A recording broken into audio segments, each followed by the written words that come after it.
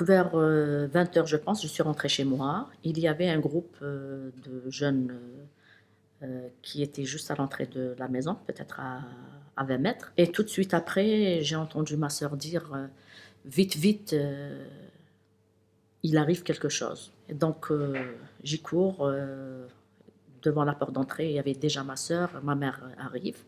On ouvre la porte et en face de nous, il y avait mon frère, qui était entouré de 5 individus. Chacun, tenait une arme à feu qui entourait la tête de mon frère. Et puis ils ont commencé à faire leur prêche, ils ont arraché les lunettes de mon frère, son paquet de cigarettes. Ils lui ont dit, «Vous on a déjà donné l'ordre de ne plus fumer, c'est ça la yadjouz. Et puis comment se fait-il que vous avez la télévision et la parabole et ça aussi, ça ne peut pas se faire dans un État islamique». Donc ils ont refouillé toutes, les chambres et puis ils ont, je ne sais pas ce que mon frère leur a dit au juste. Donc ils lui ont dit: «Il faut absolument nous suivre, dans ton appartement», parce que lui, il avait un appartement qui était mitoyen au nôtre. Et là, donc quelques instants plus tard, ils sont revenus, ils ont dit à ma sœur: «Donc c'est à vous de venir avec nous». Et donc ma mère avait dit: «Moi, je laisserai jamais ma fille partir avec des hommes». Et à ce moment-là, il y avait une grande bagarre, ma mère qui essayait de retenir ma sœur qui poussait ma mère pour partir avec les terroristes. Et dans ce moment de panique, je suis rentrée dans ma chambre et c'est à ce moment-là que j'ai utilisé les clés, j'ai ouvert la porte-fenêtre, je suis sortie dans le jardin et là, je me suis enfuie pour aller chercher les services de sécurité. Je suis arrivée sur la route et là, il y avait un barrage fixe de service de sécurité. Je leur ai dit: «Il faut venir vite parce qu'il y a ma famille qui est en train de se faire massacrer par les terroristes». Donc on est rentré et j'ai trouvé ma sœur, qui était encore vivante, mais le sang giclait des 2 tempes, ma mère qui la tenait.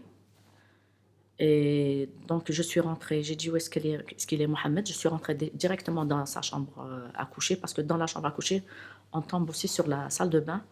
Et là, j'ai trouvé mon frère qui était étendu, qui dormait sur un tapis de velours rouge. Ce n'est que quelque temps plus tard que je me suis rendu compte qu'il était dans son sang qui séchait. À l'enterrement de ma sœur et mon frère, des milliers de personnes se sont déplacées pour assister à l'enterrement. Alors qu'en Algérie, les les victimes, les familles de victimes se retrouvaient à 2, 3 ou 4 personnes maximum dans un cimetière pour enterrer les leurs. Tous ceux, à l'époque, qui décidaient d'aller assister à l'enterrement, ils étaient portés sur la liste de personnes à abattre, à assassiner. Et c'était des listes qui étaient placardées dans les mosquées ou bien dans les quartiers à côté des mosquées. Et donc, c'était pas facile d'aller assister à l'enterrement d'une victime.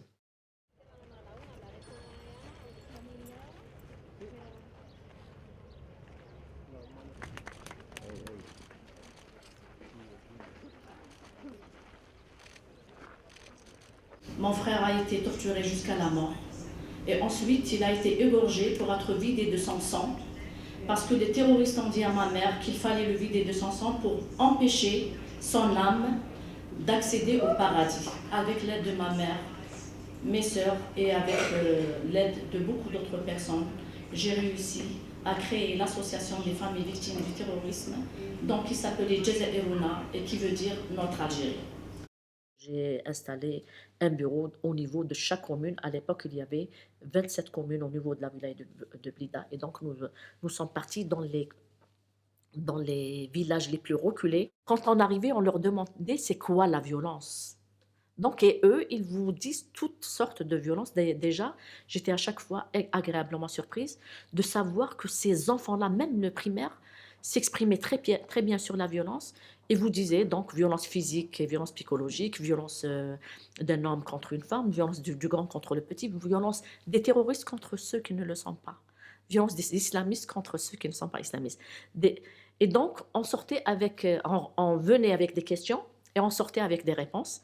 Et c'était quelque chose, moi je me dis que ce pays, il a un bon avenir et surtout un avenir pour ces jeunes-là. je me dis qu'on peut aller vers la paix si les politiques ont une volonté et le courage politique de condamner l'islamisme et non pas uniquement lutter contre les terroristes en donnant des tribunes d'expression aux islamistes qui, eux, appellent les jeunes à assassiner, à tuer, à commettre des actes de violence. Pour nous, le devoir le plus important, c'est la culture de la mémoire. On s'est dit, si on déchire la page sans la lire, si on ne défend pas la mémoire des victimes, ça veut dire qu'on va retomber dans la violence que nous avons vécue. Et il faut absolument que nos amis, les autres victimes des autres pays, sachent ce que nous sommes en train de vivre pour qu'elles portent notre parole et notre mémoire. Et quand elles défendent la mémoire d'une seule victime, pour nous, elles sont en train de défendre la mémoire de toutes les victimes du monde entier.